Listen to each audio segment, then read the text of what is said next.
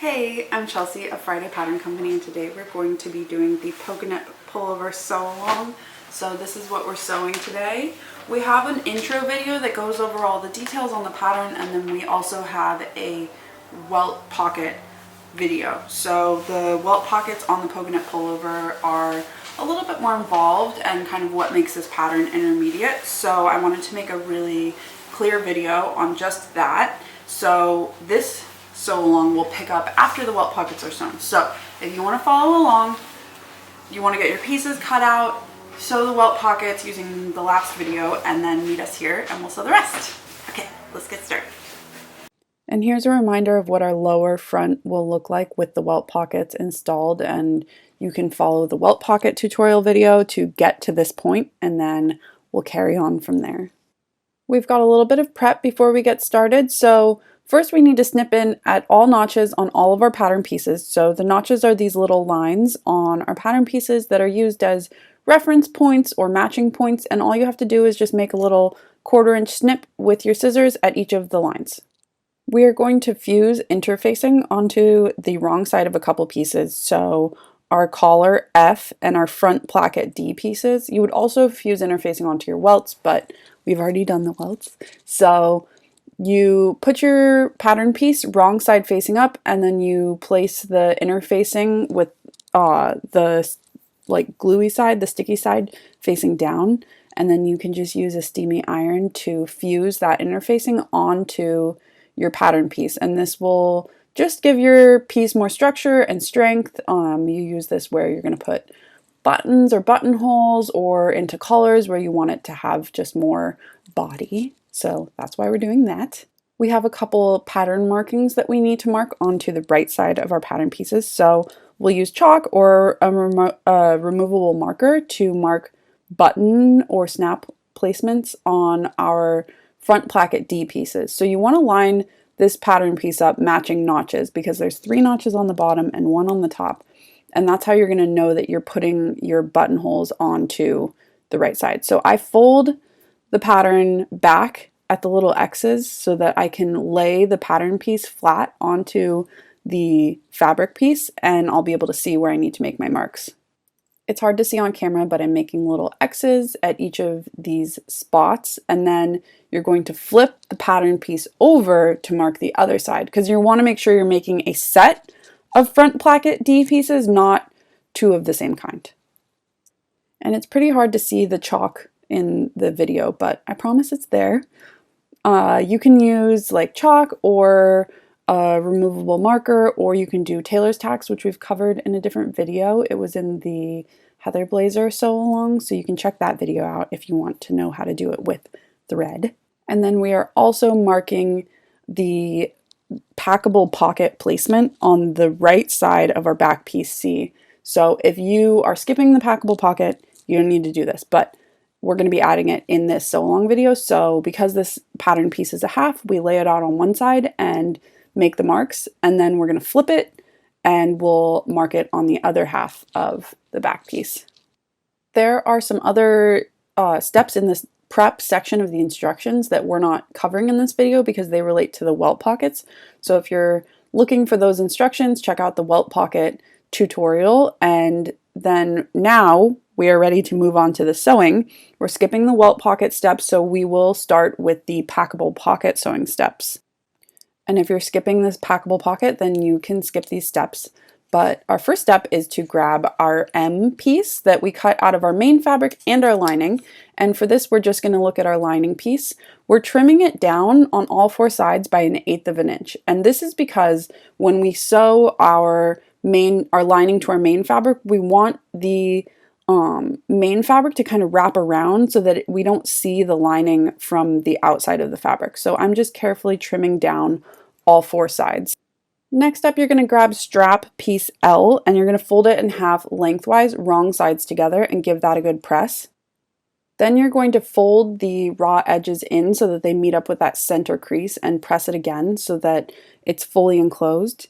Then you're going to take this to your sewing machine and you're going to edge stitch along both edges. So you'll edge stitch 1/8 of an inch from the edge on both sides, or as close as you can get. Sometimes I like to edge stitch like inside of 1/8 of an inch, and I think it looks really nice. And here's a peek at what that looks like finished. And I'm really sorry, but the next step did not get recorded. I just showed the result of it, but basically you take your pocket flap N and you press the unnotched edge under 3/8 of an inch, and then you press it under another 3/8 of an inch, and you edge stitch that folded edge in place. You can set your pocket flap aside for this next step and grab your M piece that is from your main fabric, and we are going to sew the little elastic loop that we have to the center notch at the top of your Packable Pocket M piece. So I'm just going to hold it in place, and then I will take it to the machine and sew it 1/4 of an inch from the edge, just so that that seam doesn't show up when we sew our regular seam allowance. Now with that elastic loop basted in place, we are going to add our pocket flap. So you'll lay your Packable Pocket, like in your main fabric, facing up, and then you'll lay your pocket flap with right side facing up as well, right on top of your pocket, matching notches at the top of the pocket. Then you're going to take it to your sewing machine and you're going to sew around the 3 edges of your pocket flap 1/4 of an inch from the edge. Here that is finished, and now we'll grab our strap and you can fold it in half so that you're matching the raw edges, and then you'll just pin this along the side seam of your pocket, and you can base that in place using a 1/4 inch seam allowance. With right sides together, pin your pocket lining to your main pocket fabric, and this is a little bit smaller than the main pocket because we trimmed it down by 1/8 of an inch. So when we sew this, we're going to have to pull slightly to stretch it to match the length of our pocket. We're kind of like easing it in. And this is just so that when we turn it and press it, it'll pull the lining in and we won't see it when we top stitch it onto the back of our thing. So I'm just pinning this in place around the edges, and when you sew this, you're going to leave a 2-inch opening in your seam along the bottom so that you can flip it right side out. So take it to your machine and sew it using a 3/8 inch seam allowance, and you're going to be pulling that lining taut as you sew. Here's that sewn up, and now we're going to trim the corners. So I'm just clipping in the corners as close as I can without clipping through the seam on all 4 sides, and then I'm going to flip it right side out and give it a really good press. Here I have it right side out and ready to press. I'm just going to push out the corners a little bit, and you shouldn't do this with scissors because you can easily just poke right through your corner, but I'm being very careful. Once you have poked your corners out to your heart's content, you can start pressing. And what I do is I kind of roll the main fabric over onto the lining side so that those edges you see only main fabric and not lining. And I'm just kind of working that around all 4 sides. The little opening that you left on the bottom will also be pressed in here, and it kind of naturally folds that way, but make sure that it gets, those raw edges get pressed in because we're going to top stitch this onto our back and we want to close that up when we do. The strap will press in towards the lining side as well. And then I'm just spending time getting this pressed really nicely, and you can give it a press from the right side as well once you're done, and then we can move on to sewing it to our back. Here I have back C facing up, and I am matching up my Packable Pocket. The corners of it match up with the marks that we made on our back C in the prep stage. So I'm just going to pin those in place, and then I can take this over to my sewing machine and I can top stitch it in place. I'm going to sew 1/8 of an inch from the folded edge along the sides and bottom of my pocket, leaving the top open. And you're going to want to backstitch at the beginning and end of your stitches. You can also add a narrow bar tack at those corners if you want to add a little bit of extra security. In this step, you're also going to be closing that little opening that was left on the bottom of your Packable Pocket. So just make sure that that's pinned nicely in place and ready to be sewn. And here is that finished. Now we are ready to move on to the rest of the sewing steps. Now we're going to sew the main body of the Pogonip Pullover. Right sides together, you're going to pin your front A to your back C at these curved shoulder seams. You're going to want to pin those in place and then take them to your sewing machine and use a 3/8 inch seam allowance to sew along the shoulders, and then you're going to finish the seam and you'll repeat that on both sides. Next up, we're going to be sewing the collar to the neckline of our top. So first we need to grab our collar F and press one long edge under 3/8 of an inch towards the wrong side. With right sides together, you're going to pin your collar to the neckline of your Pogonip. So we have some notches that make that easier. You're going to match the double notch on your collar up with the double notch at the center back of your neckline. And then those two outer notches on your collar match up with the shoulder seams. So I like to pin those in place and then go back and add a few more pins to hold everything nicely in place. And then you'll take this to your sewing machine and sew it using a 3/8 inch seam allowance. After you sew it, you're going to clip this seam allowance just every couple inches and press it up towards your collar. Fortunately, the footage of me pinning the collar in place was lost. So I recreated that with a different fabric because I'm out of fabric, and I want to show you how you pin the collar in place. So this is the next step, and you're looking at, here's the front and the back and the collar. You've got your seam allowance pressed up towards the collar, and then you're going to fold that pre-pressed folded edge down and so that it just overlaps the seam allowance where your collar was joined to the neckline. You're going to stitch from the right side of your fabric or of your project, and you want to stitch right in the ditch of the stitch that you have. So I spend a good amount of time pinning this in place because that's how you're going to get the cleanest finish. I like to just overlap that folded edge, and then I'll pinch it, and then I'm going to place a pin on the right side of my project so that the pin is up there when I'm sewing, because it's harder to remove if it was like underneath.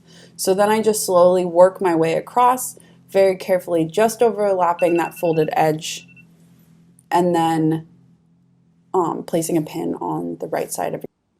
So take your time placing a fair amount of pins very neatly in this step, and then I have a video of sewing this, and it's going to be back to the sew along fabric. So sorry if that's confusing, but hopefully you get the gist of it. So here I am at the sewing machine, and I have my needle set just right in that seam allowance. So it's going to be catching that folded edge underneath, and also really slowly across the neckline, stitching right in that ditch. And here is what that looks like sewn up. Next, we're going to pre-press one of the edges on each of our front placket D pieces. So the side that you want to press under is the side that is opposite your buttonholes. So you want to line your piece up, matching notches, and then you can see where your buttonholes are, and you're going to be pressing that opposite edge under 3/8 of an inch, and then you'll repeat that on the other piece. And just make sure you're creating a set of two rather than two that are the same. Next, you're going to fold your front placket in half lengthwise, and you're folding it at the notches, those center notches, and you're going to preserve your pre-pressed fold. So we're doing it at the top where there's just one notch. At the bottom, there's 3 notches. So make sure you're doing it at the top, and you will just fold that in half, and then you'll stitch across the top, preserving that pre-pressed folded edge. Here that is sewn up, and now we're going to turn it right side out. So I just pinch that corner really neatly and then push it through to the other side, and then you can just give it a wiggle and that corner will come out really crisp for you. And then you're just going to give it a good press, again folding at that center notch on the short end of your front placket, and you'll just press this, and then you'll repeat those steps on both of your front placket pieces. Now we're going to join our front plackets to our front pieces. So with right sides together, we'll pin the unpressed edge of our front collar D so that it matches up with the raw edge on our front piece. So there's a knot, you'll match up the tops, and then there's a notch that matches up with that seam where your collar was joined to the body of your top, and then you'll match up the bottom of your front piece D, and then you're going to take this to your sewing machine and sew it using a 3/8 inch seam allowance. You're only going to catch that one layer of your placket in this step. You'll repeat that on both sides like I have here. And then the next step is going to be kind of similar to how we put the collar on. So we're going to press our seam allowance towards the placket, and then we're going to pin our folded edge overlapping the seam so that we can stitch in the ditch on the right side of our project again. So I'm just carefully pinning that like I did with the collar. Pins go on the right side of the fabric, and then I'll work my way down, and then you can take this to the machine, stitch in the ditch, and you're going to repeat this on both sides. Here that is finished, and now we are going to overlap our plackets. So we're matching up notches on our plackets, and they also kind of sit directly on top of each other, so you'll be able to see how it goes. And generally, you can put whichever side on top, it won't make a difference. The where's left is traditionally on top, but just honestly, I usually evaluate which placket looks better and put that one on top. So then you're going to pin those in place, and you'll baste them together 1/4 inch from the edge of your fabric. So here that is done. Grab your lower front B, and we're going to pin it right sides together to the lower front, or the upper front of our Pogonip. So you're going to want to match notches, and making sure that the notches match will ensure that you're pinning this correctly, because it is a rectangle. So if you were to pin it upside down, then your pockets would be upside down. So just make sure the notches match. And then once you have this all pinned in place, we're going to take it to the sewing machine and sew it using a 1/4 inch seam allowance, because we're still adding the lining. So we don't want to stitch at our full seam allowance of 3/8. So stitch across this at a 1/4 inch seam allowance. Okay, another snafu. So you cut lower front B out of lining and main fabric. I lost my lining piece. I don't have any more of my lining fabric. So I cut another one out of my main fabric. So pretend what you're about to see is lining fabric. You're going to pin with the wrong side of your front facing up. You are going to place the right side of your lining facing down. And then you're going to match notches, and you're going to stitch across this seam using a 3/8 inch seam allowance. So your front is sandwiched in between your lining and main lower fronts, so that when it gets pulled down, that seam is encased and you can't see your pockets. After you sew that, you can press those away from you can press your lower fronts away from your front piece, and then we are going to baste the main and the lower together around these 3 open sides using a 1/4 inch seam allowance. Here we have that all sewn up. Now we're going to join the sleeves to the body of our Pogonip. With right sides together, you're going to pin your sleeve to the arm side of your Pogonip. You have a double notch on the back of your sleeve, so that matches up with the back.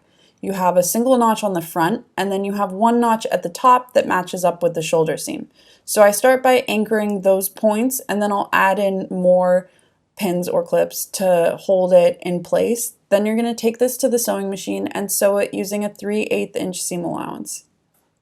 You'll finish this seam using whatever seam finish method that you want. I'm going to be serging it. You could use a zigzag stitch, whatever floats your boat and that you're able to do. Here are both of my sleeves sewn on. So now I will turn my project inside out, and so that the front and back are sitting on top of each other. And now we're going to sew the underarm seam and the side seam all in one go. So matching up the underarm, the raw edges of your sleeve on the underarm, we'll pin those, and then you're going to match up the seam where the sleeve is joined to the body, and then you'll pin down the side seam. And so this will be sewn using a 3/8 inch seam allowance. You'll sew down the sleeve. You can lower your needle and then pivot at that underarm seam, and then you sew down the side seam. Then you're going to finish this seam, and you'll repeat it on both sides. And here is that done. This is an exciting step because it looks like a pullover at this point. And you can try it on. Now we'll do the sleeve hems. So grab your sleeve elastic casing pieces, and you'll fold them in half so that the short ends meet up, and then you'll sew those short ends using a 3/8 inch seam allowance. You'll press that seam open like we have here, and then you're going to fold your cuff in half wrong sides together and going around the cuff, and you'll give that a press as well. With right sides together, you're going to pin your sleeve elastic casing to the hem of your sleeve. You'll match the underarm seam with the seam on your casing, and then there's notches that match up as well. You're going to sew this going around the sleeve hem using a 3/8 inch seam allowance, but you'll leave a little 2-inch opening because we're going to feed the elastic through. Here I have that sewn up, and you're just going to flip your Pogonip. This is easier to do with it inside out. So you're going to attach a safety pin to the end of your sleeve hem elastic. There are suggested elastic lengths in the instructions, in the beginning of the instructions, so you can find those for each size. So I have one of my sleeve elastic lengths right here, and you're just going to feed it into the little opening you left into that seam, and then you'll use the safety pin to kind of inch the elastic through that casing and back out the other side. Then you're going to overlap the ends of your elastic and verify that it hasn't gotten twisted anywhere along the way in the casing of your sleeve. And if all looks good, you can zigzag stitch these overlapped edges in place. So here I have that done, and then you'll just pull on your sleeve hem to kind of work that elastic into the casing. And then you can pin that little 2-inch opening that you have left. You can pin that shut and then sew that using your 3/8 inch seam allowance. Then you'll finish your seam allowance and you'll repeat that on both sleeves. Now we're going to do the hem line elastic casing, which is a pretty similar process to the sleeves. So you have 2 of them. You're going to sew them right sides together along the short edges. And then you're going to press that seam open on both sides, and then you're going to fold it in half lengthwise, just like you did with your sleeve hem, and you'll press that as well. With right sides together, you'll pin your hem elastic casing to the hem of your Pogonip. So we're going to match up the raw edges of the fabric, and the side seams match up with the seams on your hem elastic casing. There's also notches on the center front and center back that match up with notches on the elastic casing. You'll pin those in place, and then we'll sew this using a 3/8 inch seam allowance. And just like we did with the sleeves, we'll leave a 2-inch opening so that we can feed elastic through. Here that is sewn up, and we have the hem elastic casing pressed away from the body of the Pogonip. So now, just like we did with the sleeve hem, we're going to grab our length of hem elastic and we'll attach a safety pin to the end, and then we'll inch the elastic through the casing all the way around the hem of our Pogonip. You can do this slowly and just make sure not to twist your elastic along the way. You'll pull your elastic out, pull the end out so that you have both ends, and then you can overlap them by 1/2 inch and zigzag stitch them into a loop. Then you're going to sew that little 2-inch opening shut, and then you'll finish this seam going all the way around the hem of your Pogonip. Here's that finished, and now all we have left is to add the buttons or snaps. I'm going to be adding snaps to the front of mine, and I will show you how I do that using a pair of snap pliers that I really like. If you're doing buttons, you're going to follow your sewing machine's instructions to sew those buttonholes and buttons, or if you're using different snaps, you're going to follow those instructions. But this is what I'm using. It's a Dritz heavy-duty snap plier. I think these are available in a lot of places. It's not a very expensive kit. I got mine from Wawak, and I'll link it down below. And these are the snaps that I'm using, also available on the same website. I find it helpful to lay out the components of the snaps in these rows so that I can see clearly what's what. And I set them in the order that they're going to be going on. And those are listed in the instructions. I think all these pieces have names, but I don't know the names of each component of the snaps. There's also different parts for the plier kit that are for different parts of the snap setting process. So the first step is punching holes in your fabric. You use this piece that has kind of a flat, round nose, and then this tubular piece. They clip onto your snap pliers, like so. So you'll just line the little tubular piece up right above your mark where you're going to set your snap, and you just punch it, and it punches a nice little hole. So you'll repeat that for the other ones. And what I like to do is punch my top holes and then line the pattern piece up on top of the other pattern piece. So even though I marked that other piece, I just want to make sure, because things have shifted, I want these to sit perfectly on top of each other. So I can just lay it out, and then I can make little dots through the punched holes, and then I can mark those spots, and then I'll punch those holes as well.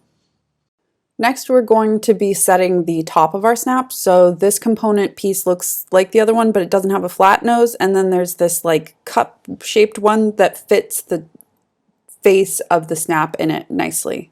So here is the top of my snap, and that sits into this little black piece. And it has like this tube that protrudes from it. I'm using really official language here. So that is going on the right side of your project. And then the underside to that can just sit on top of that tube that sticks through the hole that you punched. And then you just squeeze and you like squish it down, and then it sets really nicely into your fabric. I like to get my snap plier positioned in a way that I can leverage like my weight to push it down.